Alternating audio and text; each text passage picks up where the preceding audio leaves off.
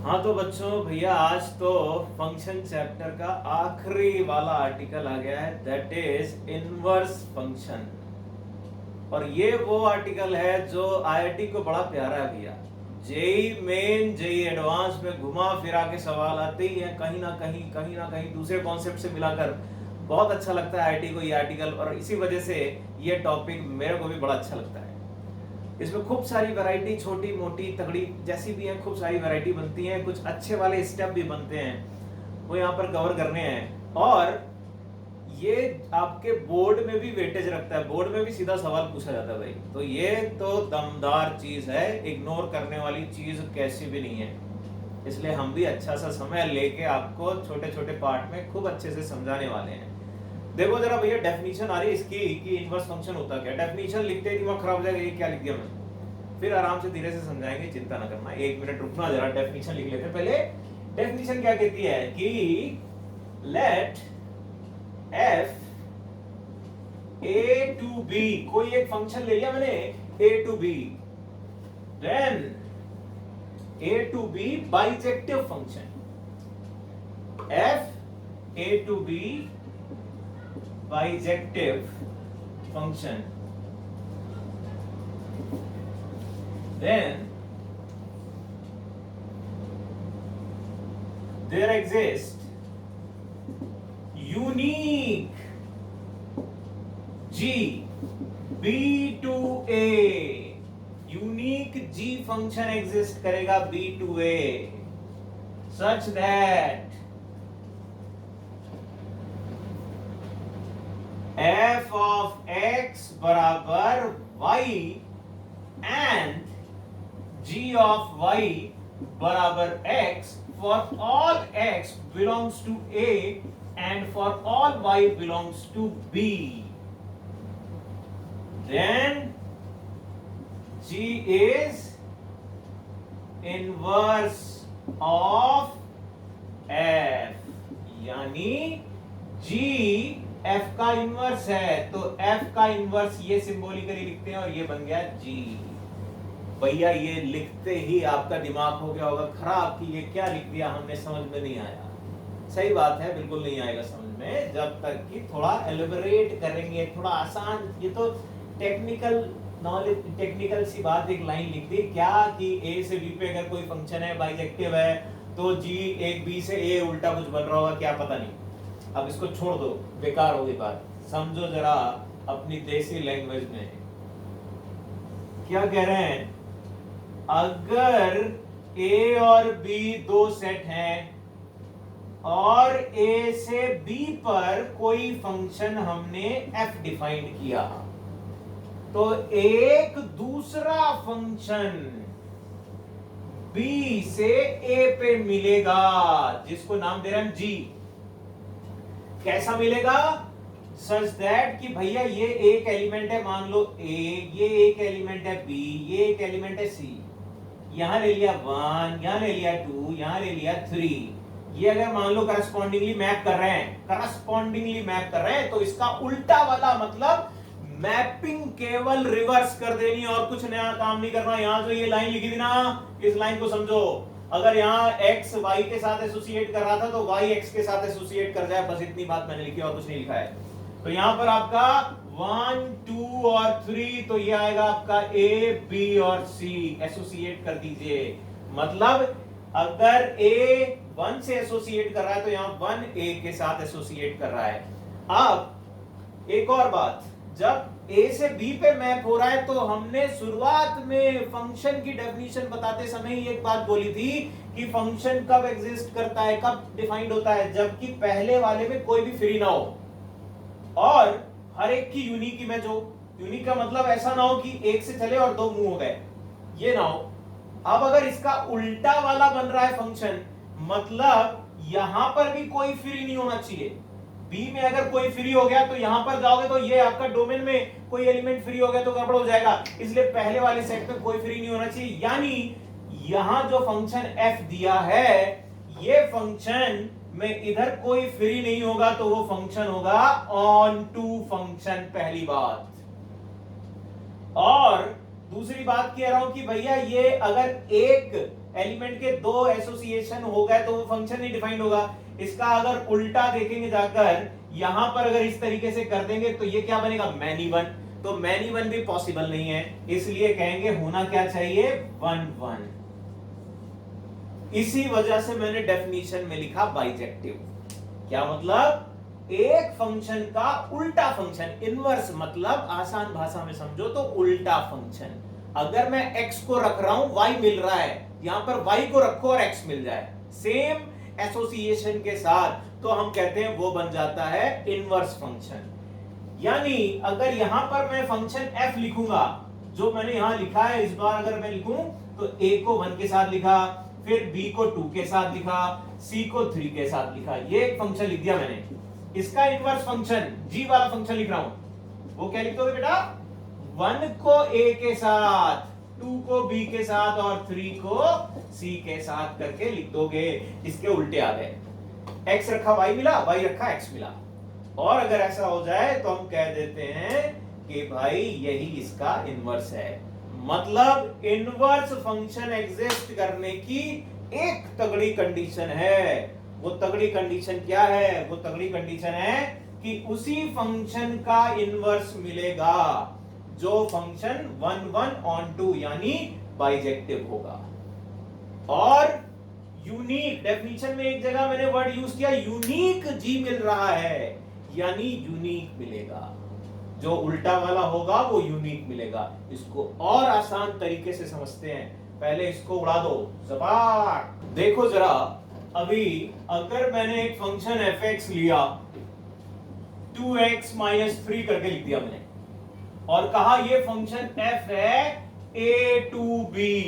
अब चेक करो क्या ये इन्वर्टिबल है, पहला सवाल। बोर्ड में तो यही सवाल पूछ लेते हैं आपसे कि भैया चेक करो ये इन्वर्टिबल है कि नहीं, और फिर अगर इन्वर्टिबल है तो इसका इन्वर्स बताओ, खत्म। 4 नंबर का सवाल हो गया बोर्ड का, इतना।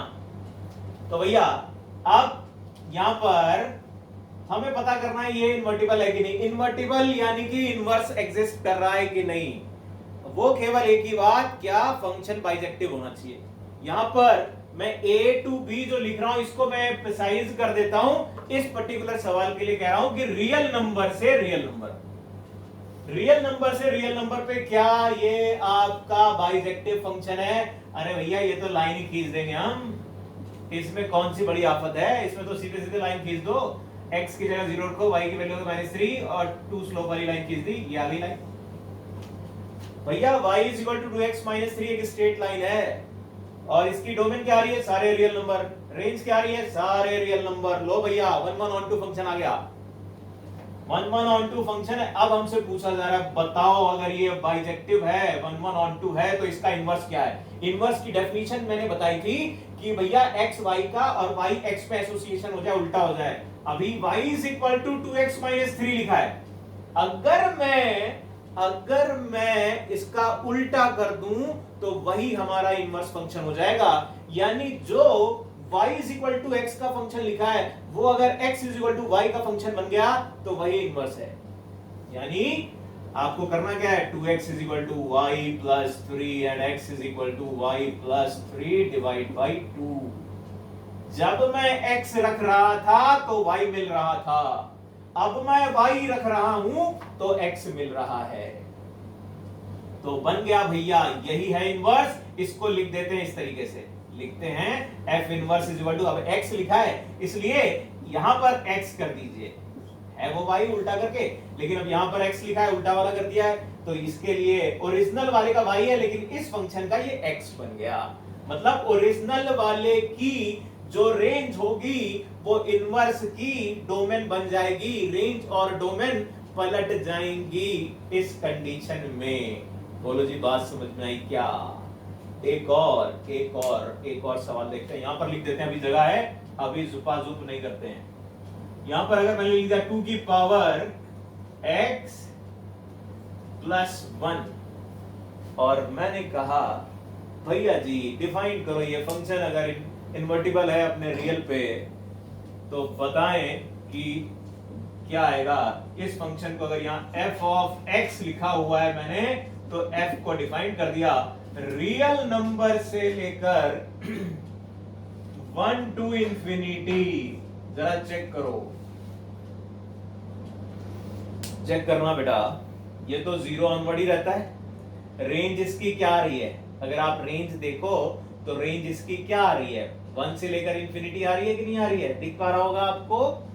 मिनिमम वैल्यू इसकी कितनी है? जब ये टेंड टू 0 हो जाए, इसलिए 1 टू इंफिनिटी होगी, यानी ऑन टू फंक्शन हुआ जो वहां पर लिखा था। दूसरी बात क्या, ये 1 1 है, 1 1 के लिए क्या करते थे? डेरिवेटिव ले लेते थे भैया।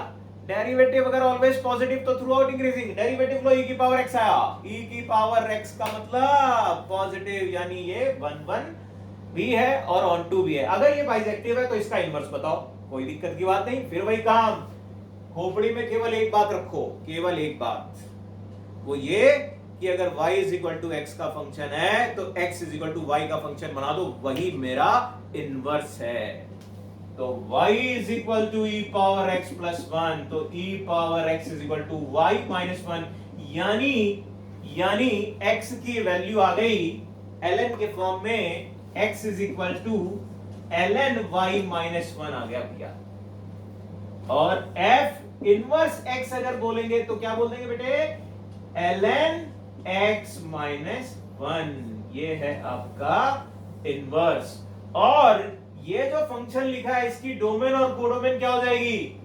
अगर यहां से देखें तो पलट जाएगी, 1 से इंफिनिटी डोमेन है और रेंज या कोडोमेन रियल नंबर हो जाएगी। मेरे ख्याल से थोड़ी सी बात समझ में आई होगी कुछ, ये बात बहुत जरूरी है। फिर से देखते हैं, फिर से आगे देखते हैं, इतने में बात खत्म नहीं होगी। हटाओ इसे जबान। देखो जरा, अब एक फंक्शन मैंने लिखा है 3 प्लस ln x प्लस 2 और मैंने उसे डिफाइन किया -2 से इंफिनिटी और रियल नंबर पे।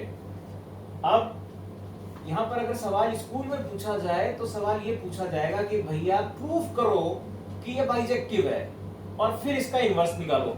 बाइजेक्टिव प्रूफ करना हमें मालूम है, हम बाइजेक्टिव अगर इसे प्रूफ करना है, पहले वाले देख चुके हैं 1 1 1 2 कैसे निकाला जाता है। तो बाइजेक्टिव के लिए पहले अगर मेरे को ये चेक करना है कि ये 1 1 है कि नहीं, तो हम कह लेंगे भैया डेरिवेटिव ले लो, डेरिवेटिव लो। डेरिवेटिव कितना है? 1 अपॉन x प्लस 2। अगर -2 से बड़ा है तो भैया ये पॉजिटिव है, यानी इंक्रीजिंग है, यानी 1 1 है, 1 1 है। अब रेंज की बात कर लो भैया, अगर रेंज की बात कर रहे हो तो ln x plus 2, ln x plus 2 भैया, ln इटसेल्फ माइनस इंफिनिटी से इंफिनिटी पूरी दुनिया देखता है, प्लस 3 लगाओ कोई फर्क नहीं पड़ेगा, इसकी रेंज तो आ गई कितनी? Real number. ये आपका ऑन टू फंक्शन भी है, यानी ये बाइजेक्टिव है। बहुत अच्छी बात, बाइजेक्टिव है। फिर हमें ये देखना है कि भैया इसका इनवर्स क्या। इनवर्स का एक आसान सा तरीका मैंने बताया, जो खोपड़ी में बिल्कुल गहराई तक जाना चाहिए, कि y इज इक्वल टू, अगर x का फंक्शन लिखा है तो इसका उल्टा कर दो, x is equal to y का फंक्शन बना दो, कुछ भी जुगाड़ लगाओ। ln x प्लस 2 को मैंने लिख दिया y माइनस 3, यानी x प्लस 2 को लिख दिया e की पावर y माइनस 3, तो x आ गया e की पावर y माइनस 3 माइनस 2। यही है हमारा इनवर्स, यानी इसको अच्छे से लिख देंगे, इसको लिखेंगे f inverse x is equal to e power x minus 3। यहां y लिखा है, अब वो x का फंक्शन बनाने जा रहे हैं इसलिए x लिख दिया -2, और ये डिफाइन कहां से कहां होगा? रियल नंबर से लेकर -2 इंफिनिटी। मेरे ख्याल से कुछ दिमाग में बात आपके गई होगी कि इनवर्स देखते कैसे, डेफिनेशन क्या है। अभी तो बिल्कुल एलिमेंट्री बात मैंने बताई है, अभी गहराइयां बाकी हैं, ठीक है। अब इसमें कुछ और चीजें इंक्लूड करते हैं, जरा देखना, अगले वाले पार्ट में इसको कवर करते हैं। आगे वाली चीजें जो मजेदार और आने वाली, वो आईआईटी जो चिल्ला रहे थे ना, जो जेई का इंटरेस्ट लेता है, जेई जिस पे, वो आगे देखते हैं। देखो जरा।